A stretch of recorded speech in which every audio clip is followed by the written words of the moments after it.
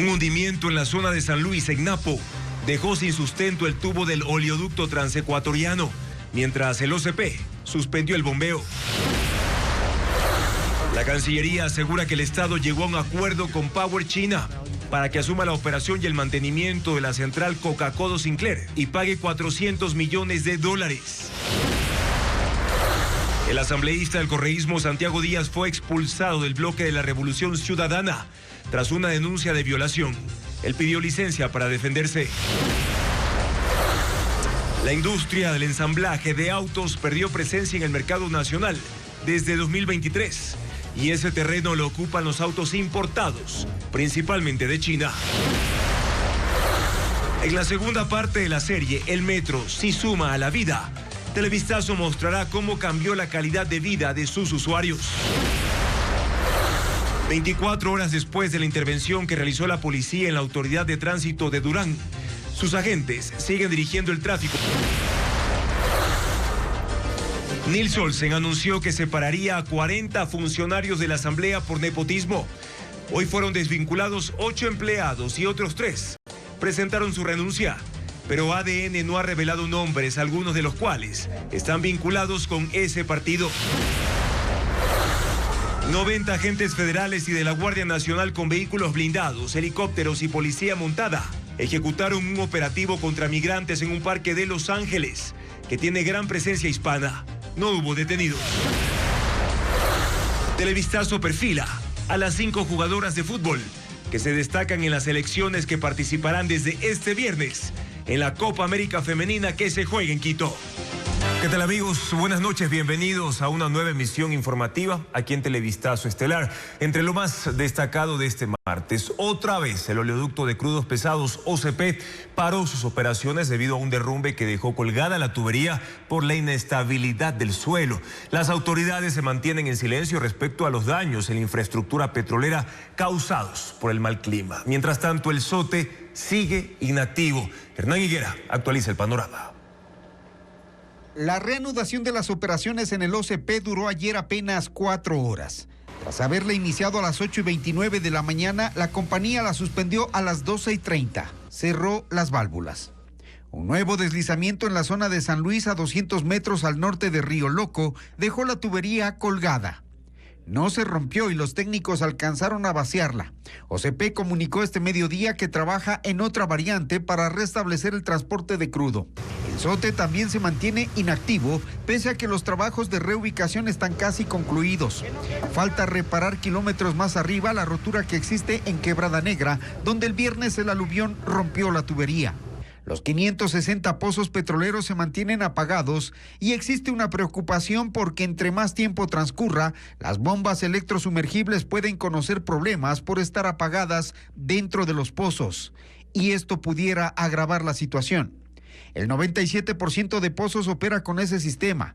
Todo esto ocurre mientras el COE Nacional conformó una comisión técnica para plantear una solución definitiva al OCP, al SOTE y al poliducto para llevarlos a la montaña de enfrente donde Coca-Cola Sinclair tiene sus líneas de alta tensión y el terreno es estable. El gobierno alcanzó un acuerdo con la empresa Power China para operar y mantener la hidroeléctrica Coca-Cola Sinclair por $400 millones, según la canciller de la República, Gabriela Sommerfeld.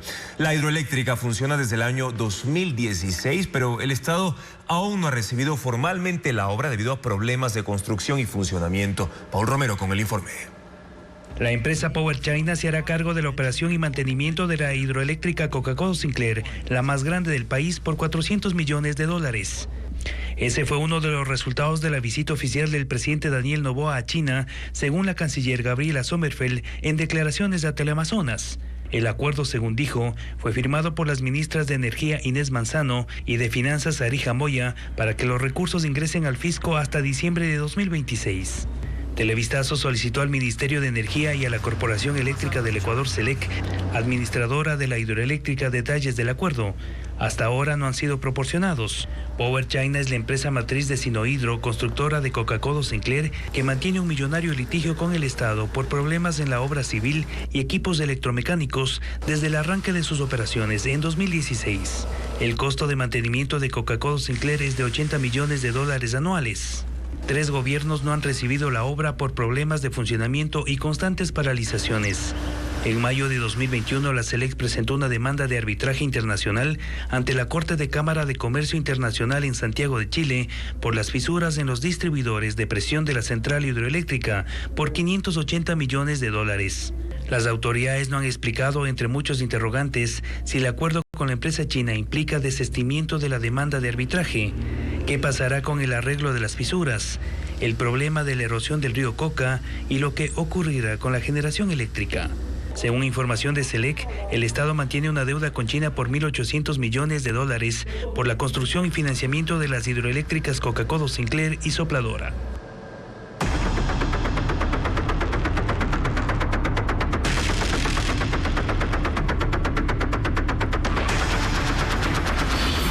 Tránsito. Requisa a Durán y Manta. Ayer la policía asumió la competencia de tránsito en el Cantón Durán, pero agentes civiles aún controlan las calles. Los policías aseguran que están ahora en un proceso de transición, como lo explica Merlín Ochoa.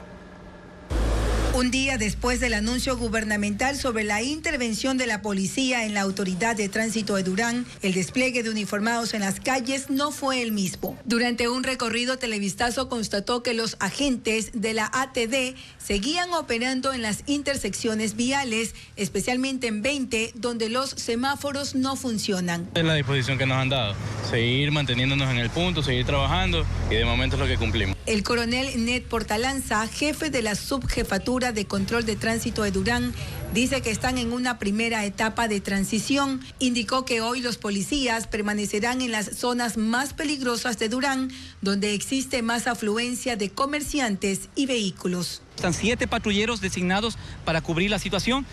Además de, usted sabe, como la situación de servicio de tránsito no implica que también el policía pueda tomar procedimientos en la situación de seguridad ciudadana si ve a un delito flagrante. Pese a que ayer se anunció la suspensión de los servicios al público por 30 días, esta mañana en el centro de matriculación fueron revisados vehículos por personal civil y los usuarios hicieron otros trámites con normalidad. Posteriormente al sitio llegaron agentes, pero la atención continuó. En el caso de talento humano, en el caso de la situación de activos fijos y así sucesivamente en cada área que maneja actualmente la empresa de tránsito, el personal policial está siendo asignado para cada área para que se haga la entrega. Portalanza recalcó que se trata de un proceso administrativo, operativo y financiero que inicialmente tomará 15 días para así adquirir el control absoluto, pues también están revisando documentos y contratos. Mientras tanto, en la avenida Nicolás Lapenti, una vía interprovincial que cruza Durán, el control vehicular seguirá en manos de la Comisión de Tránsito. Y la intervención policial en la Agencia de Tránsito de Manta, ordenada tras revelarse que un ex guardaespaldas de alias Fito trabajó por más de una década en esa institución, se mantiene sin mayores cambios. Aunque el gobierno delegó formalmente a la Policía Nacional las funciones operativas y administrativas del tránsito en la ciudad, las oficinas atendieron hoy con normalidad. Los agentes civiles siguen regulando el paso. Aunque el gobierno firmó un acuerdo interministerial que faculta a la policía a asumir de forma temporal las funciones operativas y administrativas de la Agencia de Tránsito de Manta, el panorama en sus oficinas luce tan cotidiano como siempre. Las ventanillas de atención permanecen abiertas y durante la mañana usuarios llegaron a renovar matrículas o a preguntar por licencias sin encontrar filas fuera de lo común, ni carteles que anuncien suspensión de trámites. La revisión técnica vehicular también se cumple según los turnos establecidos. Por ahora, en esta dependencia no se observa la presencia policial que había anticipado el Ministerio del Interior como parte de la intervención. Afuera, en un recorrido por algunas de las calles más transitadas, se evidencia que son los mismos agentes civiles de tránsito quienes continúan dirigiendo la movilidad. Están en la vía Puerto-Aeropuerto, en la avenida Malecón, junto al Mall del Pacífico, en la avenida 2 y en las esquinas cercanas al municipio de Manta, donde los trabajos de arreglo vial han intensificado el tráfico. En la zona bancaria había un grupo de policías que recorría el sector en motocicletas, sin vincularse al control del tránsito. Hasta ahora ni la alcaldesa de Manta ni los jefes policiales se han pronunciado sobre el avance de la intervención en la Agencia de Tránsito, una institución que quedó bajo la lupa tras confirmarse que un guardaespaldas de alias Fito trabajó allí durante más de 13 años. Las estaciones del Cuerpo de Bomberos de Durán están operativas luego del allanamiento de la policía a esa institución. Sin embargo, mediante un comunicado se informó que el área administrativa va a trabajar en modalidad telemática porque la entidad está en un proceso de transición. Estefanía Arias recorrió hoy las instalaciones bomberiles de ese cantón. 4 policías se resguardan la estación principal del Cuerpo de Bomberos de Durán desde esta mañana, luego de que la institución fue intervenida ayer por el gobierno. Las oficinas administrativas están cerradas, el paso al público y prensa está prohibido. Dentro, 8 bomberos estaban de turno para atender cualquier emergencia. Un equipo de Televistazo recorrió 4 estaciones de este cantón y el panorama era similar. Este noticiero conoció que un nuevo comandante ya fue posesionado. Fuera de cámara, personal de esta institución aseguró que operan con los turnos regulares, pero desconocen quién es su nuevo jefe. Tampoco el municipio de Durán ni el personal de comunicación de bomberos da información al respecto. Por medio de sus redes sociales, el Cuerpo de Bomberos de Durán publicó un comunicado en el que señala que la institución se encuentra en un proceso de transición y que durante ese periodo el personal técnico y administrativo trabajará en modalidad telemática, incluyendo a los inspectores sin afectar el resto de los servicios. Pero no se especificó por cuánto tiempo. Y la intensa ola de calor que azota a Europa y Asia alimenta voraces incendios forestales en la costa del mar Mediterráneo. Al menos 5 países luchan contra poderosos focos que ponen en peligro zonas residenciales. Merlis González con las imágenes. En el noreste de España, los bomberos luchan contra un incendio que en solo 24 horas ya ha consumido 8.000 hectáreas de vegetación. Ocurre en el Parque Natural Los Puertos de la provincia de Tarragona. Ahí las ráfagas de hasta 90 kilómetros por hora avivan y empujan las llamas. Autoridades ordenaron la evacuación de casas en las zonas más cercanas al fuego y que 20.000 personas en 5 municipios se encierren en sus viviendas para no ser afectadas por el humo. La unidad militar de emergencia se sumó a las labores y apoyan con aviones cisterna. En el sur de Francia están en una situación similar. Un incendio forestal en Marsella tiene a más de 700 bomberos intentando apagarlo. Ha consumido 700 hectáreas, pero su proximidad a zonas residenciales ha desatado el caos. Hay cierres viales, paralización del sistema de trenes y vuelos cancelados. Hasta el momento se reportan 10 heridos, 9 de ellos bomberos. Otros países de la costa oriental del Mediterráneo también batallan contra peligrosos focos, como en Grecia, Turquía y el más grande en Siria. Ahí las llamas tienen 6 días causando estragos en la región montañosa de Latakia, destruyendo 14.000 hectáreas de zonas de cultivo y bosques. Las condiciones del terreno con grandes pendientes han dificultado la labor de los bomberos, pero el riesgo aumenta porque hay muchas minas terrestres sin detonar, pues era una zona de conflicto. Gobiernos vecinos enviaron brigadas de apoyo para lanzar agua desde el aire, pero el clima seco y las temperaturas que alcanzan los 46 grados en el día mantienen la situación fuera de control. Y en Los Ángeles continúa la tensión por la presencia de la Guardia Nacional en acciones contra inmigrantes. Agentes federales y militares intentaron ejecutar un operativo en una zona de mayoría hispana y con pandillas. La alcaldesa se enfrentó a los uniformados y calificó la medida como indignante y exigió que se retiraran del lugar.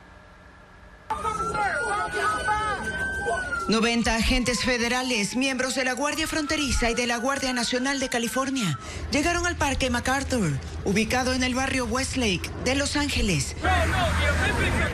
Un sitio con gran presencia hispana, pero además de miembros de la peligrosa banda Mara Salvatrucha. Los agentes con vehículos blindados, un helicóptero y una brigada de la policía montada intervinieron para intentar una redada. Los Ángeles es una ciudad santuario que protege a los inmigrantes, por lo que los uniformados tuvieron que enfrentar el reclamo de varios ciudadanos que decían que esa no es una zona de guerra.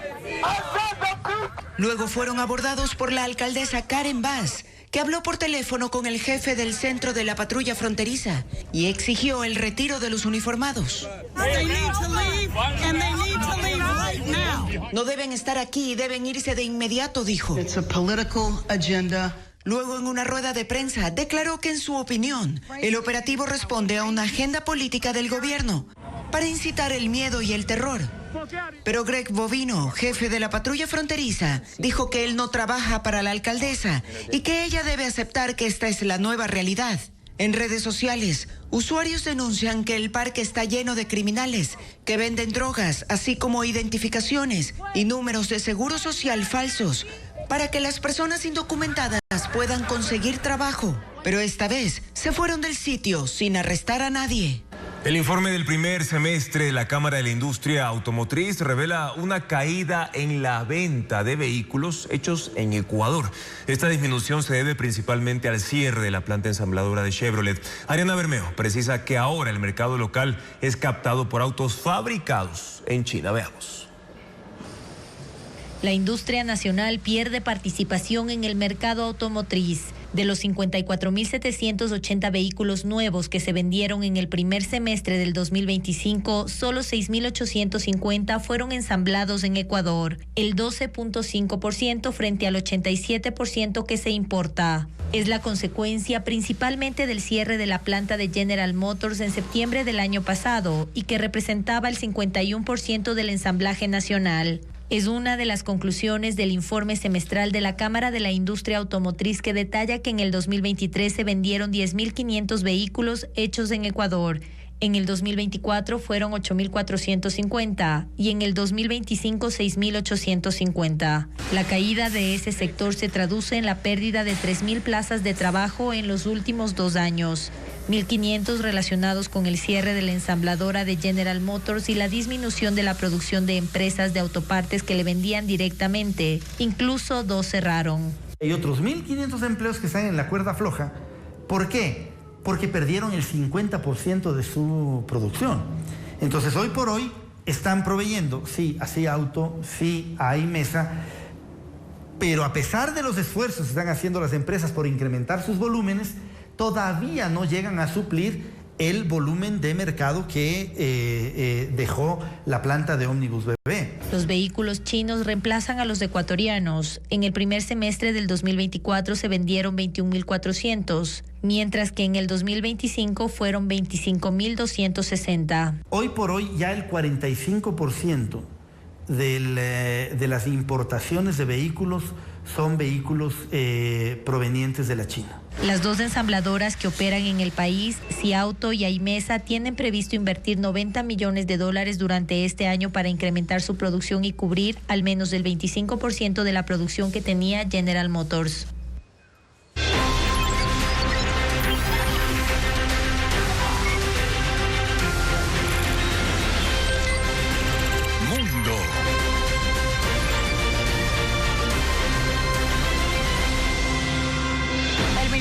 Sanidad de Gaza reporta la muerte de 87 personas en los ataques israelíes de este martes. 4 bombardeos ocurrieron en un asentamiento improvisado de tiendas de campaña en una zona costera en Han Yunis, en el sur, y en la ciudad de Gaza.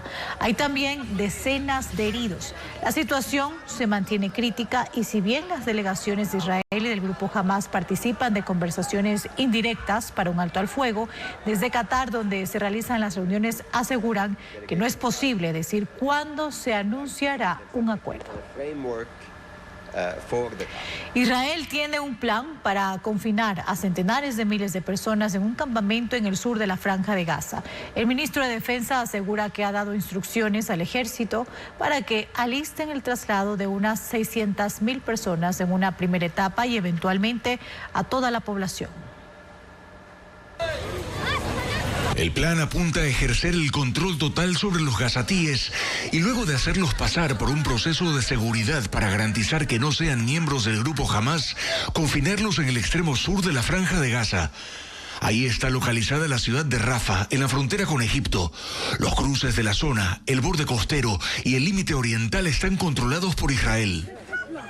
La prensa israelí y medios extranjeros recogen declaraciones del ministro de Defensa, Israel Katz, sobre el traslado inicial de 600.000 personas. El gobierno de Benjamín Netanyahu denomina al lugar como ciudad humanitaria, pero quienes sean trasladados no podrán salir. De ahí los temores de que esto se convierta en una reubicación forzosa y una eventual expulsión de territorio palestino si los 2.100.000 gazatíes fueran encerrados en el sur.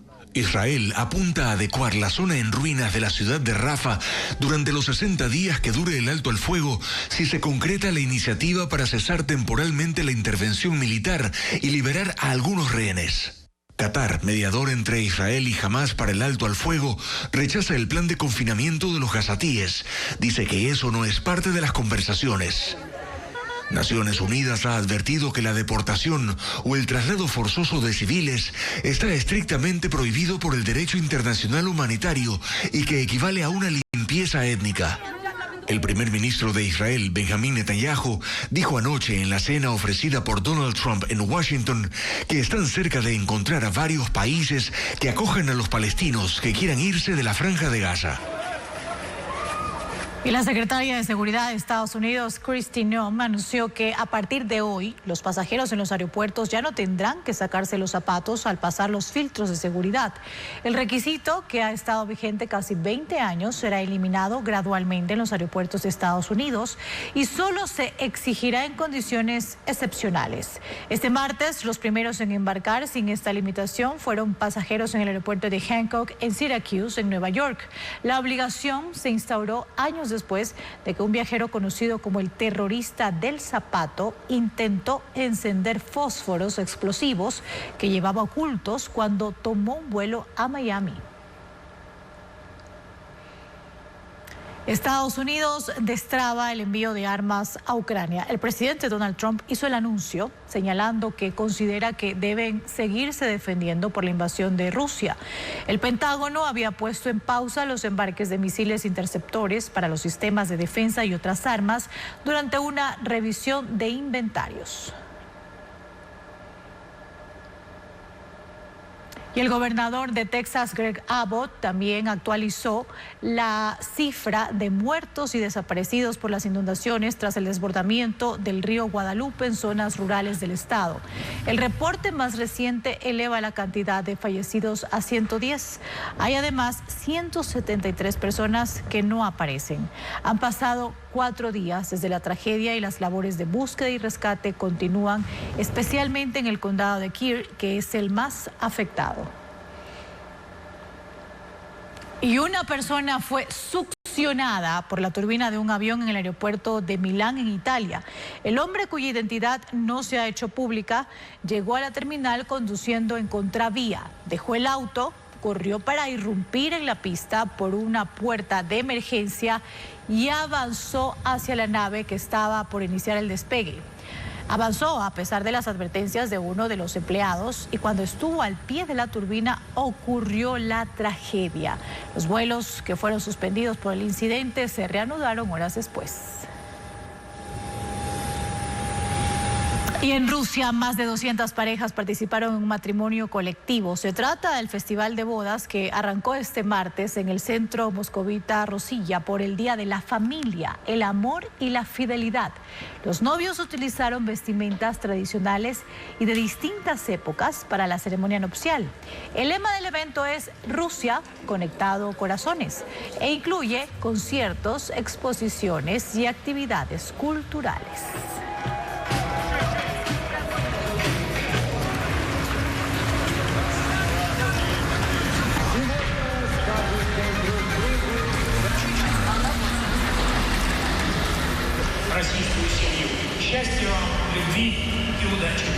Vamos ahora con el pronóstico del tiempo para este miércoles 9 de julio. En la Amazonía se esperan temperaturas de entre 20 y 26 grados centígrados con un índice de radiación ultravioleta alto equivalente a 6, máxima de 26 y mínima de 20 en la Amazonía ecuatoriana. En la sierra las temperaturas van a variar entre 6 y 18 grados centígrados, mientras que la radiación UV alcanzará también un nivel alto, es decir, de 7, máxima de 18, mínima de 6 en la región interandina. Y en la costa las mínimas serán de 22 y las máximas de 29 grados, bastante calor. Y se pronostica un índice de radiación ultravioleta de un nivel muy alto, es decir, equivalente a 8. Esta información proporcionada por el Instituto de Meteorología e Hidrología, el INAMI. Una comedia sobre la vida en pareja se presentará todos los miércoles de este mes en el Teatro Sánchez Aguilar en San Borondón.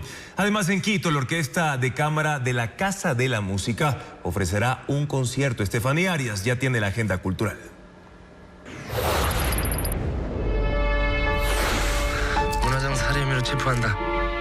Una madre soltera debe lidiar con un hijo de 27 años bastante inmaduro, y todo se volverá más complicado cuando es acusado de la muerte de una joven. Mother, una de las 3 películas que forman parte del ciclo de cine coreano que comenzará este viernes en el Museo Antropológico y de Arte Contemporáneo MAC en Guayaquil. Las funciones gratuitas serán todos los viernes de julio a las 19 horas. Que las cosas de la vida continuas. Una obra que explora con humor las discusiones cotidianas de parejas que pueden surgir incluso en los momentos más importantes de la vida. Pedida de mano se presentará todos los miércoles de julio en el Teatro Sánchez Aguilar en San Borondón, dirigida e interpretada por Guillermo Silverio, junto a Antonella Valeriano y Francisco Holguín. Las funciones serán a las 20 horas.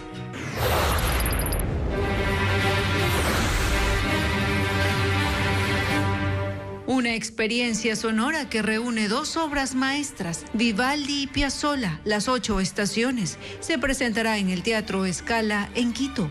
La Orquesta de Cámara de la Casa de la Música, bajo la dirección de Luis Castro, interpretará el repertorio.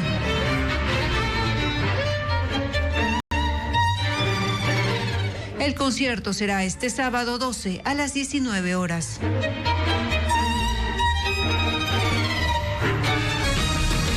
Ocho funcionarios de la Asamblea Nacional y otros 3 empleados renunciaron por vínculos familiares con asambleístas. Esto ocurre luego de que el presidente legislativo pidió la renuncia de 40 servidores públicos que tienen parentesco familiar entre sí. El Observatorio Legislativo sostiene que esa medida no busca sancionar a los asambleístas que gestionan los cargos para sus parientes, como lo informa Diego Cuenca. Nils Olsen, presidente de la Asamblea Nacional, pidió la renuncia a 40 funcionarios que tienen vínculos familiares con legisladores, pero no ha transparentado la información. Su equipo no ha revelado la lista de asambleístas que tienen sus parientes como servidores públicos.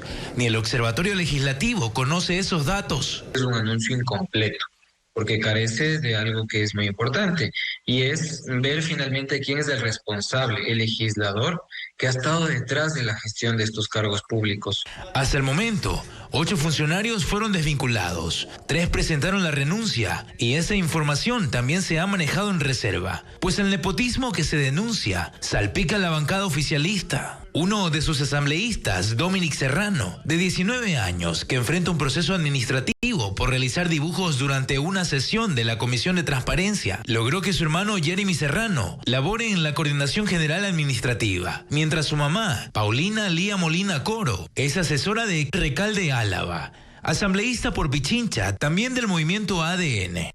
Estas contrataciones deben pasar por los filtros internos de talento humano de la Asamblea Nacional, y nos sorprende que ahora se diga que no se conocía esto y que ahora se quiere sancionar. La Asamblea busca reformar el artículo 7 del Reglamento Interno de Talento Humano. Actualmente esa norma solo prohíbe la contratación de parientes de un asambleísta dentro de su despacho, y para evadirla, los legisladores canjean los puestos para contratar a sus familiares. Las áreas donde se detectó esos vínculos familiares son la Coordinación Administrativa Financiera y la Coordinación de Relaciones Internacionales. Y el asambleísta Santiago Díaz fue separado de la bancada del correísmo tras una denuncia presentada en la Fiscalía por violación a una menor de edad. El legislador solicitó licencia sin sueldo para dedicarse a su defensa durante el proceso judicial. Paul Romero sigue este caso. El asambleísta del correísmo Santiago Díaz Asque fue expulsado del bloque y del Movimiento de la Revolución Ciudadana este martes ante la denuncia de violación a una niña de 12 años. La denuncia, con fecha 7 de julio de este año, fue presentada en la Fiscalía por el padre de la menor. El Movimiento de la Revolución Ciudadana, mediante un comunicado difundido en redes sociales, anunció la separación ante la sola sospecha porque la integridad de una niña y de su familia está por encima de cualquier militancia o cargo. La jefa de bloque, Viviana Veloz, confirmó la decisión. Condenamos este acto monstruoso que se habría cometido en contra de una menor de edad y por eso hemos resuelto como bancada expulsar al señor Santiago Díaz. Los legisladores pidieron celeridad y rigor en la investigación para determinar responsabilidades. Santiago Díaz, quien esta tarde ya no asistió a la sesión del Pleno de la Asamblea, calificó la denuncia de montaje judicial. En un comunicado de 5 párrafos en la red social X, dijo que solicitó licencia sin remuneración para defenderse.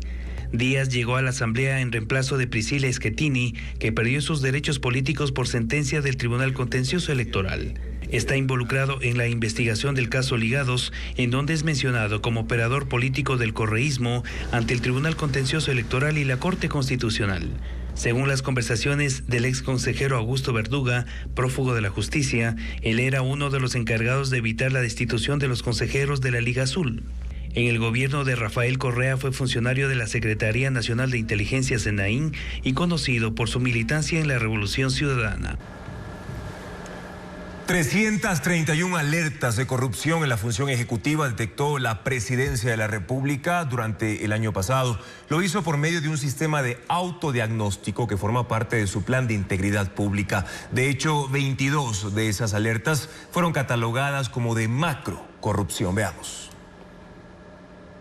En un escenario de rendición de cuentas, el gobierno señaló que logró identificar 331 alertas de posibles actos de corrupción que podrían afectar los intereses nacionales, casi uno por día. Según sus propias escalas, la Presidencia de la República indicó que 82 corresponden a microcorrupción, 43 a relaciones laborales como las descubiertas en la Asamblea, 33 en contratación pública, 22 posibles casos de macrocorrupción sin dar detalles de ninguno, 64 alertas que no son aplicables o sin información suficiente y 87 en gestión para 2025.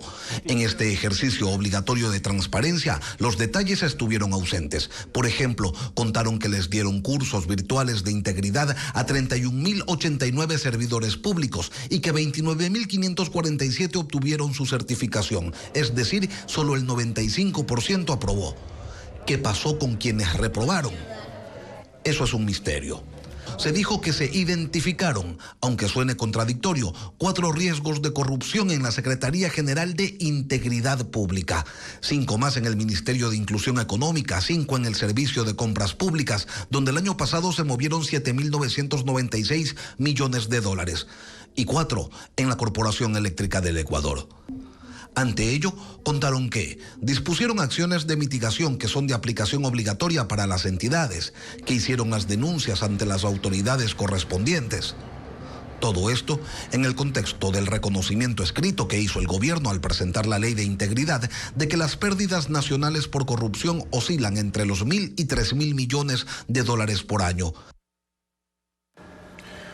Con los cambios hechos en el informe para el segundo debate de la ley urgente de áreas protegidas, el oficialismo se garantiza los votos para poder aprobarla. Francisco Garcés informa que ADN aceptó los pedidos de otras bancadas para modificar algunos aspectos de esa propuesta gubernamental. ADN cuenta en el Pleno de la Asamblea con los votos para aprobar la ley urgente de áreas protegidas. Los cambios hechos en el informe para segundo debate convencen a los bloques de los que depende. Cuenta con 6 asambleístas de Pachacuti que exigieron, entre otras cosas, que se garantice la consulta previa a las comunidades en caso de que se emprenda cualquier proyecto que pueda afectar esas áreas. Efectivamente, se ha dado un paso muy importante y estamos satisfechos de esta forma y seguiremos sentándonos a dialogar con el oficialismo. El Partido Social Cristiano había propuesto que se saque de la ley la creación de la empresa pública para administrar las áreas protegidas, pedido que fue aceptado. Con estas medidas nosotros demos un gran avance, no solamente en aras de proteger las áreas estratégicas del ECOR, sino también en limpiar esas áreas del crimen organizado. Los independientes también respaldarán la norma. Ese sector pidió que se garantice la consulta previa y se especifique que se prohíbe la explotación de recursos naturales en las áreas protegidas. También fue recogido en el informe. Creo que se han adecuado muchos de las observaciones que habíamos venido manifestando, por tanto está mucho mejor el texto de su modelo original y sobre todo del primer informe.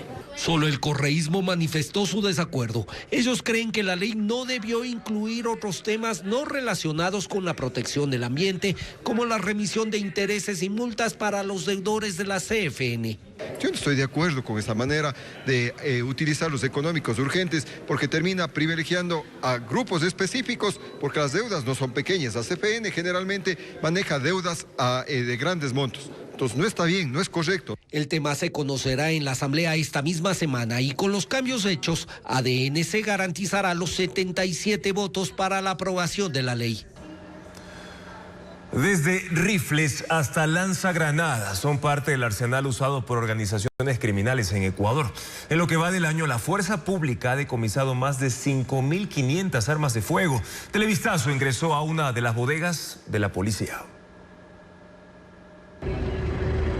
El poder destructivo de las organizaciones narcodelictivas se mide también por el calibre de sus armas. En lo que va del año, la fuerza pública ha decomisado 5.522 armas de fuego de 15 organizaciones criminales, 2 de ellas transnacionales. Están relacionadas al tráfico de drogas, secuestros, extorsiones y sicariatos. Entre los decomisos más recientes están 5 fusiles de alto alcance encontrados en Puerto Bolívar, El Oro. Tenemos aquí el FAL, el fusil automático liviano. Este puede llegar a tener un alcance efectivo hasta de 1.200 metros. Es un armamento que inclusive ya se prohíbe en la guerra. Es un armamento letal que causa mucho daño. Una vez decomisado, este armamento es almacenado en bodegas policiales bajo cadena de custodia. Por seguridad, la institución no revela cuántas son ni su ubicación. Televistazo ingresó a una de ellas.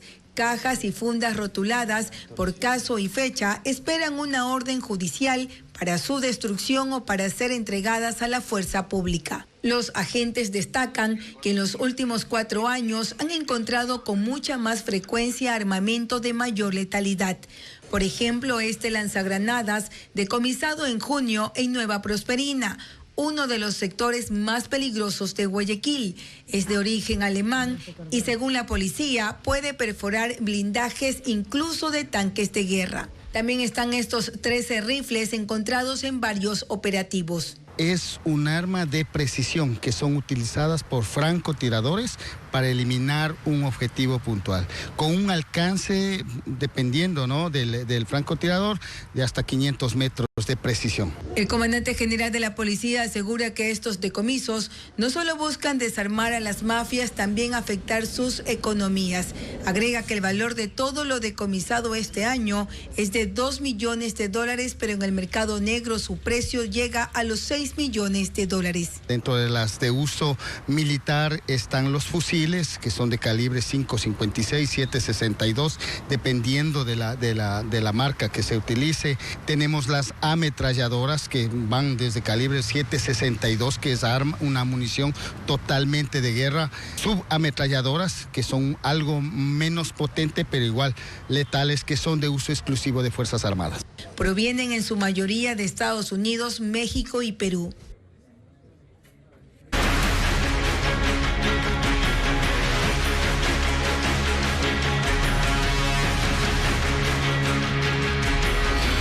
Deslaves. Se cuentan los daños. El desbordamiento del río Chota ha cambiado el rostro del valle que divide Imbabura y la provincia del Carchi. Tras las fuertes lluvias de los últimos días, el agua salió de su cauce y arrasó con cultivos, parcelas y árboles, afectando así a cientos de familias campesinas que hoy enfrentan la pérdida de sus tierras y por ende su único sustento. Cristian Tinajero informa cuál es el impacto. Las huellas del desbordamiento del río Chota, que marca el límite entre Imbabura y Carchi, todavía son evidentes en los sembríos del valle. Donde antes había terrenos productivos, ahora corre el río.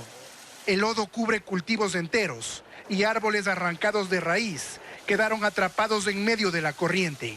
Desde hace 10 años, las lluvias en la región oriental no provocaban un desbordamiento de esta magnitud en el Chota. Aproximadamente de unos 50 80 metros. Se ha carcomido, se ha llevado el río. Desde la comuna Caldera hasta Mascarilla, unas 500 familias de 12 poblados están afectadas. Una de las zonas más golpeadas es Juncal Chalhuayacu, donde 42 agricultores vieron cómo el agua se llevó sus tierras. Ahorita me llevó unas 500 plantas. El otro día ya me llevó 1000 plantas. El desbordamiento del río Chota afectó aproximadamente 1000 hectáreas en toda su cuenca, que tiene una extensión de 40 kilómetros. Ahora en esta parte del valle, el río ya no tiene un solo cauce. Se ha abierto en 4 brazos que dividen parcelas y avanzan cada vez más, destruyendo sembríos. Hay plantaciones de aguacate, limón y papaya que han quedado a escasos centímetros del agua. En total son 13 tipos de cultivos los que están dañados o perdidos por completo. Los dirigentes comunitarios calculan que las pérdidas económicas superan los $2 millones. Pero para quienes dependen del campo, el golpe va mucho más allá del dinero. Estas maticas ya han de tener sus 12 a 15 años. Estaban en su época de una buena producción. En medio del lodo, los campesinos hacen lo posible por salvar lo que queda. Colocan rocas, ramas, sacos con tierra e incluso amarran los árboles para intentar frenar el avance del agua. Y la incomunicación afecta desde hace más de una semana a Cuyuja, un rincón ganadero de Napo. Los deslaves mantienen bloqueada la vía Papayacta-Baeza y detienen el paso de miles de vehículos. El COE provincial busca abrir un corredor humanitario que permita sacar la leche acumulada y así también llevar alimentos a las familias aisladas. En Cuyuja, Cantón Quijos, en Napo, la rutina se ha visto trastocada por completo. Desde hace 9 días, sus 1.350 habitantes están prácticamente aislados debido a los constantes deslizamientos que mantienen bloqueada la vía Papayacta-Baeza, un tramo clave de la E45, conocida como la troncal amazónica. 4 puntos críticos permanecen obstruidos por palos, piedras y lodo, interrumpiendo el paso de los 3.000 vehículos que por aquí cruzaban a diario y obligando a los pobladores a replantear su forma de subsistir. En el área, unas 88 familias dependen de la ganadería. Cada día producen cerca de 5.000 litros de leche, pero con la carretera cerrada, el producto no puede salir hacia los centros de distribución ni mercados. Y el centro de acopio local tiene capacidad para apenas 3.000 litros. Muchos han optado por transformar la leche en quesos para prolongar su vida útil. El desabastecimiento también amenaza. Faltan balanceados, melaza, desparasitantes y otros insumos esenciales para los ganaderos. Complicado es la ganadería, todo mismo, porque no es que sale solo leche de aquí sale bastante producto, sale naranjilla, sale tomate. El ganado, si no hay medicamentos, si no hay sobrealimentos, comienza a bajar la producción.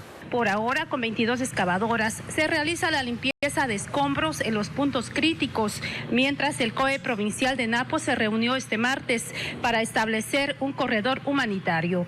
El objetivo es garantizar el ingreso de víveres y permitir que los tanqueros de las empresas comercializadoras retiren la leche acumulada en los centros de acopio antes de que se pierda.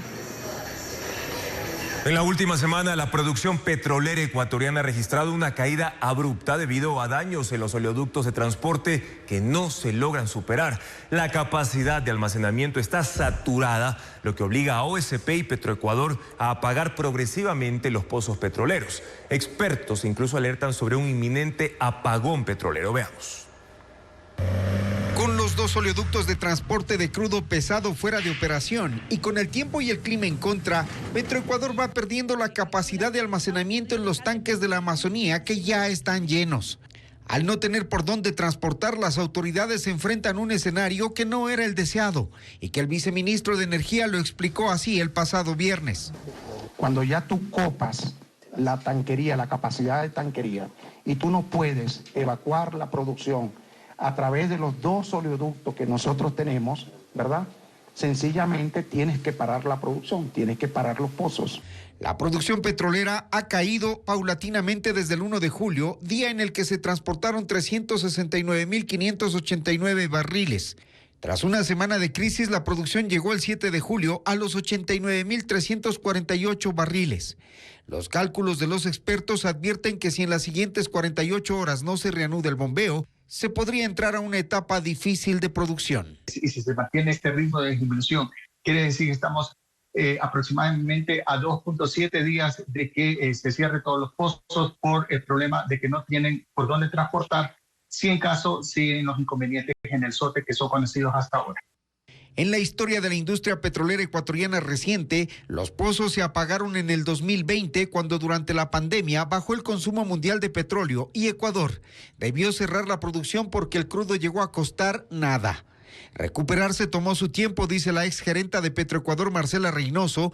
Es un momento duro no solamente para Petroecuador, es un momento durísimo para el sector privado.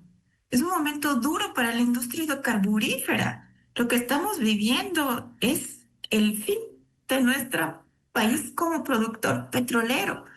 El momento de apagar los pozos, hay riesgos de que no se vuelvan a encender y es toda una logística técnica que demanda la configuración de un sistema operativo gigante y progresivo que demandará más costos.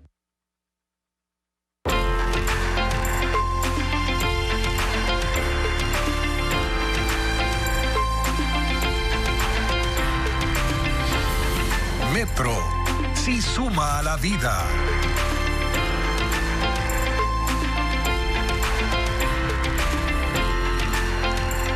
El Metro de Quito lleva ya 19 meses en operación y desde su llegada a la ciudad ha mejorado la calidad de vida de sus usuarios, ofreciendo, por ejemplo, ahorro de tiempo, mayor accesibilidad a servicios y también seguridad y comodidad. Estos son algunos de los beneficios que destacan quienes utilizan este sistema de transporte a diario, el más moderno del Ecuador. Carla Delgado amplía la información en la segunda entrega de esta serie.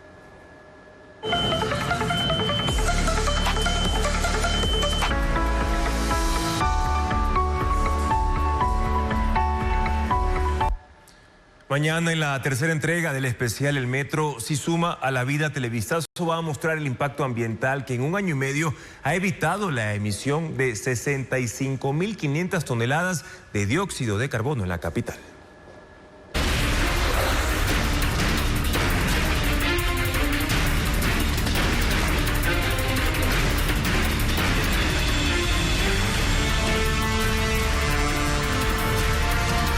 Hace pocos minutos, la Corte Nacional de Justicia informó que ya recibió de manera oficial, a través de la Cancillería ecuatoriana, el pedido de los Estados Unidos de extradición de Adolfo Macías, alias Fito, cabecilla del grupo delictivo de Los Choneros. Fito es procesado por la Corte Federal de Nueva York por 7 cargos criminales relacionados con el tráfico de drogas y también de armas. El presidente de la Corte Nacional de Justicia, José Swing, dijo ayer que el tema será atendido con celeridad y que incluso cabe la posibilidad de que Adolfo Macías primero pague su condena en Ecuador y luego sea enviado al exterior. Y cambiamos de tema para contarles que científicos descubren la existencia de una sociedad que se organizaba por clanes maternos hace 4.500 años en el este de China. Y en el mundo de la tecnología, una empresa española presenta un vehículo eléctrico urbano impulsado por hidrógeno. ¿Cómo funciona? Lo revisamos a continuación con Ana María Palacios.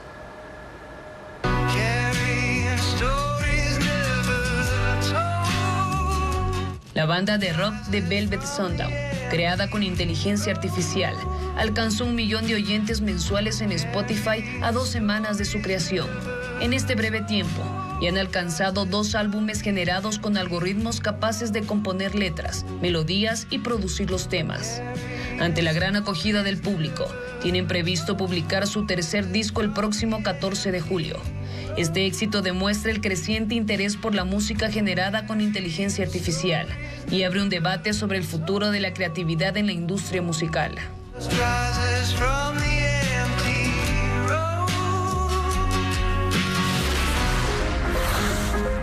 Científicos confirmaron la existencia de una sociedad matrilineal prehistórica, es decir, con las mujeres con un papel principal. El hallazgo ocurrió en el este de China, específicamente en la provincia de Shandong, durante el periodo neolítico hace unos 4.500 años. Esta sociedad organizada en torno a 2 clanes maternos muestra una estructura social diferente a la esperada para esa época. Los científicos se basaron en el análisis de ADN antiguo de más de 60 esqueletos.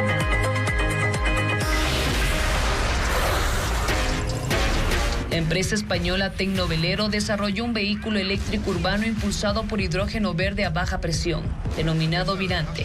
Este innovador modelo busca reducir significativamente las emisiones contaminantes y mejorar la autonomía gracias al uso de hidrógeno obtenido a partir de fuentes renovables. La compañía tiene previsto comenzar la fabricación y comercialización a gran escala en Corea del Sur y China en 2026. ¿Cuál es el límite del uso de la inteligencia artificial en las aulas universitarias? Ecuador apenas comienza a normar estas herramientas digitales. En un seminario internacional se abordaron los desafíos en educación. Diego Puente puntualiza los temas que se trataron. Los estudiantes están usando la inteligencia artificial para sus deberes o investigaciones, pero las universidades no han establecido normas ni códigos de ética. Y este fue uno de los temas centrales del seminario que sobre inteligencia artificial realizaron la Universidad Internacional de La Rioja, UNIR, y la Universidad de las Fuerzas Armadas, ESPE, en Quito. Se sabe que apenas un 10% de universidades ha incorporado protocolos en los últimos 2 años, según la Secretaría de Educación Superior. Una es la Universidad Internacional del Ecuador. Adoptó una guía de la UNESCO. 2 de sus docentes, Paulina Vizcaíno y Estefanía Vázquez, también investigaron el impacto del uso adecuado de la inteligencia artificial. Ellas compararon 2 grupos con resultados opuestos. Uno exitoso, gracias a haber contado con docentes capacitados en pedagogía, uso de las herramientas y planificación con objetivos claros. El segundo fracasó. Y en el estudio se evidenció que los estudiantes que utilizaron inteligencia artificial sin un ambiente controlado, lo que decían es que realmente hicieron los trabajos por cumplir. No sienten que hayan aprendido y no tienen la motivación para seguir estudiando más acerca del tema. En el seminario, representantes de la Universidad Internacional de La Rioja, UNIR, resaltaron el papel de los profesores en el uso de la inteligencia artificial, enseñando a sus estudiantes a discernir información. Pero para mí lo más importante a la hora de definir qué puede hacer mal es aceptar que el resultado que te da la inteligencia artificial es válido. Recordemos que la inteligencia artificial actual, la generativa, sufre de alucinaciones, porque al final la forma en que está trabajada es a base de una secuencia de palabras que te dice cuál es en teoría la respuesta correcta siguiente. Ciertamente tenemos que cuidar toda una serie de elementos éticos que van desde su buen uso hasta la protección de datos, pero eso no significa que la inteligencia artificial no vaya a revolucionar nuestras sociedades como la máquina de vapor revolucionó las sociedades del siglo XIX. Los expertos coincidieron en Quito en que las reglas de uso académico de esta nueva herramienta están en una fase inicial, pero que hay esfuerzos para desarrollarlas y adaptarlas, y así mejorar los procesos educativos. Y este martes, en las novedades del entretenimiento, la banda británica Oasis volvió a los escenarios tras 16 años de ausencia. Además, les contamos que Chayanne regresa a Ecuador con su gira Bailemos Otra Vez Tour. Pero, ¿cuándo serán los conciertos? Ana María Palacios a continuación con la respuesta.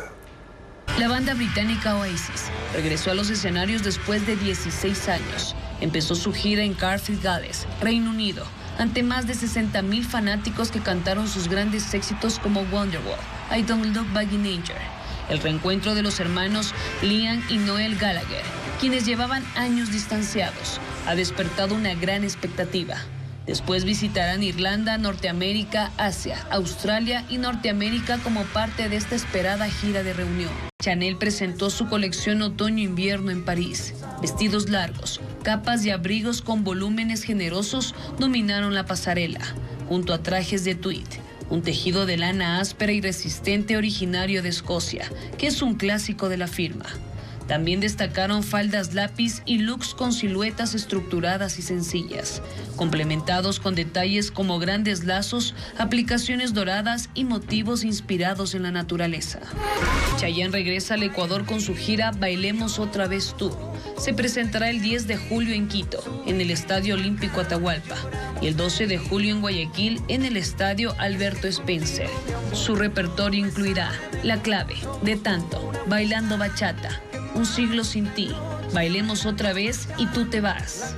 Hasta aquí la información en Televistazo Estelar. Amigos, mañana en contacto directo estarán Mariana Yumbay, asambleísta por Pachacutic, para analizar la postura de ese movimiento frente al informe para segundo debate del proyecto Ley para el fortalecimiento de áreas protegidas. También María Eulalia Silva, ella es presidenta ejecutiva de la Cámara de Minería del Ecuador, para dar la posición ante el informe para segundo debate, el proyecto de ley para el fortalecimiento precisamente de las áreas protegidas, que ya cuenta con los votos necesarios para su aprobación. Los esperamos, amigos, en la primera emisión de Televistazo a las 5:55 de la mañana, también en vivo por ecuavisa.com y Ecuavisa Play. Buenas noches.